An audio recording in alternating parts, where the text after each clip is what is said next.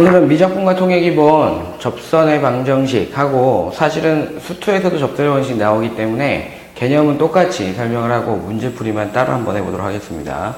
우선은 접선의 방정식이라고 얘기하는 것은 접선의 방정식인데 접선이라고 얘기하는 것도 직선입니다. 그죠? 그러면 여러분들은 수학과에서 배웠던 직선을 구하기 위해서는 뭐가 필요해? 기울기하고 한 점이 필요합니다. 또는 두 점이 있어도 여러분들이 구할 수 있다는 거야. 즉 다시 말해서 여기 선생님이 기울기를 적은 이유는 미분된 미분 계수가 뭐냐라는 거지. 또는 도함수가 뭐냐라고 하는 거야.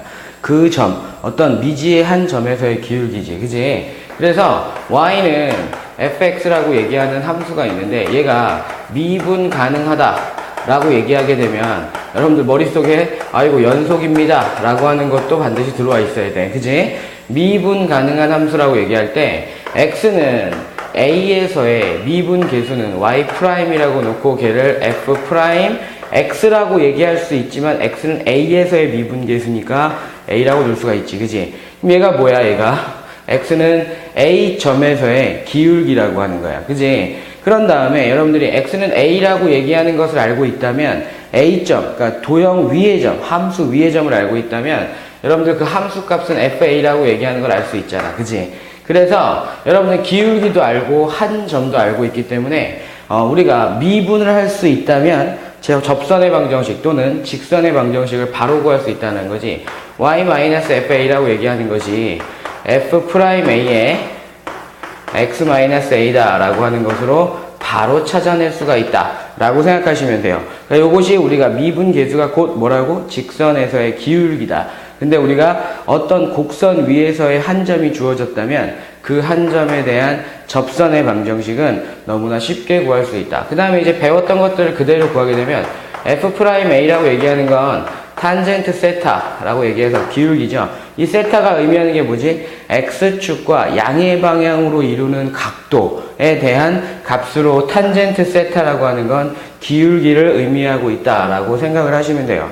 그러면 접선의 방정식을 구하는 방법은 총 여러분들이 세 가지 정도를 기억하실 수 있는데요. 여러분들이 접선 위에 y는 fx라고 얘기하는, 이거 좀 지우고 할까요? 다시 보자. 이렇게 보게 되면 y는 fx라고 하는 함수, 미분 가능한 함수가 주어졌을 때 여러분들이 그 미분 가능한 함수에 대해서 접선의 방정식을 구하는 방법은 총 세 가지입니다. 뭐가 세 가지냐 라고 얘기하면 접점이 주어진 경우와 주어진 경우가 있어요. 그 다음에 원래는 크게 보면 두 가지입니다. 두 가지로 되어 있는데 여기서 첫 번째가 뭐냐면 기울기가 주어진 경우, 접점이 주어지지 않았습니다. 그 다음에 접점이 주어지지 않은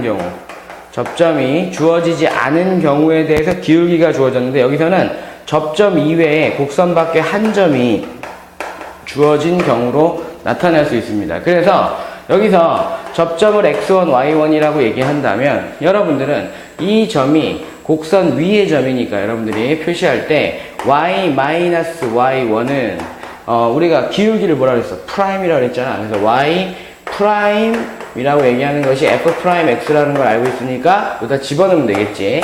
f 프라임 x1에 x-x1입니다 라고 얘기해서 아주 간단하게 구할 수가 있게 돼요. 그러면 선생님 기울기가 주어진 경우는 어떻게 합니까? 라고 얘기할 때 f 프라임 x 무엇인지 모르겠지만 어떤 점인지 모르겠지만 그 값이 기울기를 우리가 m이라고 얘기한다면 m이라고 얘기해서 요 방정식을 풀게 되면 x값이 나오잖아. 그지? 그럼 x값이 나온다라고 얘기하는 것 자체는 도형 위의 점이니까 여러분들이 바로 문제를 위에서 다시 적용된 방법으로 위에서 풀어갈 수가 있게 돼요. 그러면 접점이 주어지지 않은 경우는 어떻게 하느냐 라고 얘기하면 접점이 주어지지 않았을 때는 접점을 여러분들이 놓고 푼다라는 게 중요해요. ft라고 놓고 푸는 거야. 그래서 y-ft라고 얘기하는 것이 f't겠죠. 그죠? 그 다음에 x-t입니다 라고 얘기해 놓고 얘가 접선의 방정식인데 그 접선이 반드시 요 한 점, 곡선 밖에 어떤 한 점을 지나간다 라고 얘기하면 요 한 점을 여기다 대입하게 되면 여러분들이 여기다 대입하게 되면 t에 관한 식이 나와. 그래서 t 값을 찾아서 다시 1번 쪽으로 돌아가거나 아니면 여기다 대입을 해서 바로 접선의 방정식을 구할 수가 있게 됩니다. 그 다음에 응용이라고 얘기해서 두 곡선의 공통 접선이라고 하는 부분이 있는데 두 곡선의 공통 접선이라고 얘기하는 파트는 응용이에요, 응용. 자, 봐. 이렇게 하는 접선이 있어요. 그러니까 곡선이 있어. y는 fx라는 곡선이 있고 또 이렇게 되는 y는 gx라고 하는 곡선이 있을 때 공통 접선이라고 얘기했으니까 이 점에서의 접선의 방정식을 구하는 거잖아. 그지? 이 점에서의 접선의 방정식. 어떻게 구해요? 라고 얘기할 때 선생님이 지금 노란색으로 동그라미 쳐놨잖아. 무슨 뜻이겠니? 여러분들 요 점에서의 좌표값 무엇인지 모르겠지만 x1, y1이라고 놨을 때 얘도 대입할 수 있고 얘도 대입할 수 있습니다. 즉 다시 말해서 함수값이 같다는 소리야. 그죠? 공통접선이라고 얘기하는 말이 나오면 함수값이 동일합니다 라고 얘기하는 걸 이용할 수가 있어요.